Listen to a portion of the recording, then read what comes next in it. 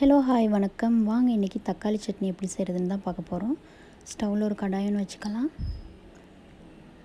எண்ணெய் சூடானதும் கடுகு, உளுத்தம் பருப்பு, ஜீரகம் போட்டுக்கலாம்.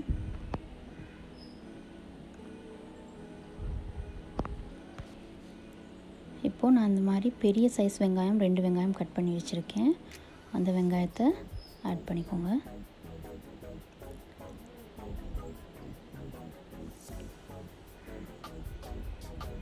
இந்த மாதிரி உதிரி உதிரியாக எடுத்து போட்டிங்கன்னா சட்னி கொஞ்சம் நல்லா கொல கொலப்பாக வரும். இல்லைன்னா அப்படியே தக்காளி வெங்காயம் முழுசாக இருக்கும். அதனால் கட் பண்ணிவிட்டு அதை கொஞ்சம் நல்லா அப்படியே உதிரி உதிரியாக எடுத்து விட்டுக்கோங்க. நல்லா வதங்க விட்டுக்கோங்க. இப்போது தாளை ஒன்று போட்டு அப்படியே மூடி வச்சிடலாம்.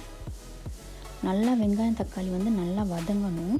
நல்லா வெங்காயம் தக்காளி வதங்குற அளவுக்கு தான் தக்காளி சட்னியோட டேஸ்ட்டே இருக்குது.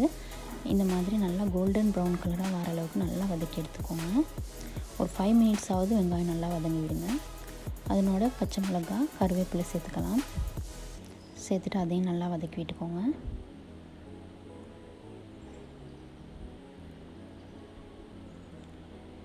இந்த மாதிரி நல்லா வதங்கினதுக்கப்புறமா இப்போ நான்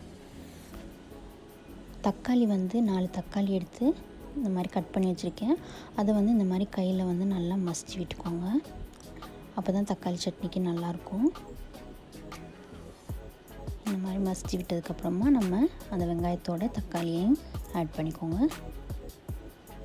ஆட் பண்ணிவிட்டு நல்லா அதை கலந்து விட்டுக்கோங்க.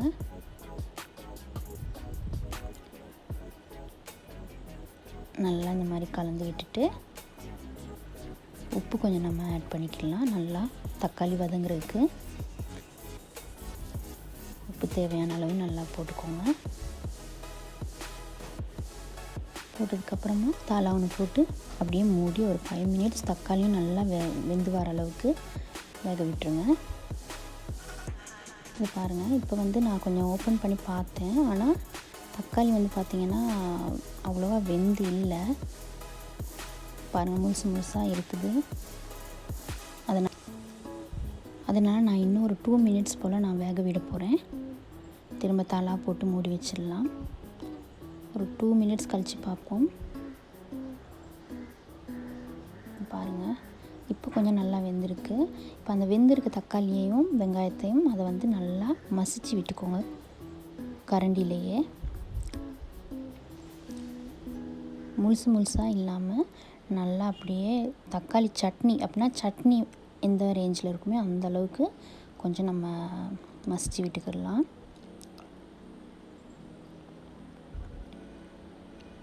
நல்லா மசிச்சு விட்டதுக்கப்புறமா இப்போ நம்ம மசாலாவெல்லாம் சேர்த்துக்கலாம். மஞ்சள் பொடி கொஞ்சம், 2 ஸ்பூன் மிளகாத்தூள், குழம்பு மிளகாத்தூள் ஆட் பண்ணிவிட்டு நல்லா கலந்து விட்டுக்கோங்க.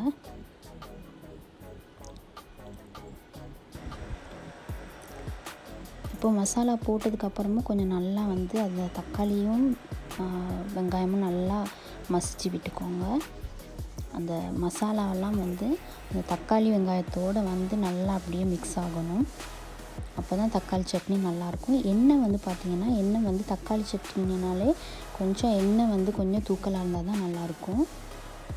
எண்ணெய் கொஞ்சம் பார்த்து போட்டுக்கோங்க. நீங்கள் இந்த மாதிரி நல்லா எண்ணெய் பிரிஞ்சு வர அளவுக்கு விட்டுருங்க.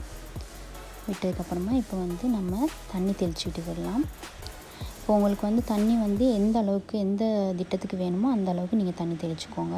இப்போ தக்காளி சட்னி ரொம்ப கெட்டியாக வேணும்னா நீங்கள் கெட்டியாக கொஞ்சமாக தண்ணி ஆட் பண்ணிக்க. இந்த ரேஞ்சில் நீங்கள் தண்ணி ஆட் பண்ணிக்கலாம். இல்லை அதை விட கொஞ்சம் குழம்பு ஸ்டேஜில் வேணும்னா சாப்பாடுக்கெல்லாம் வச்சுக்கிட்டு சாப்பிட்ணுன்னா கொஞ்சம் குழம்பு மாதிரி இருந்தால் தான் நல்லாயிருக்கும். அப்போது நீங்கள் இந்த மாதிரி கொஞ்சம் தண்ணி இன்னும் கொஞ்சம் ஜாஸ்தியாக ஆட் பண்ணிக்கலாம். தோசை இட்லிக்கு வேணும்னா கொஞ்சம் கெட்டியாகவே நீங்கள் வச்சுக்கலாம். பாருங்கள், இப்போது சூப்பரான தக்காளி சட்னி ரெடி ஆகிடுச்சு. நீங்களும் ட்ரை பண்ணி பாருங்கள். இந்த வீடியோ உங்களுக்கு பிடிச்சிருந்ததுன்னா சப்ஸ்கிரைப் பண்ணுங்கள், லைக் பண்ணுங்கள். தேங்க்யூ, பாய்.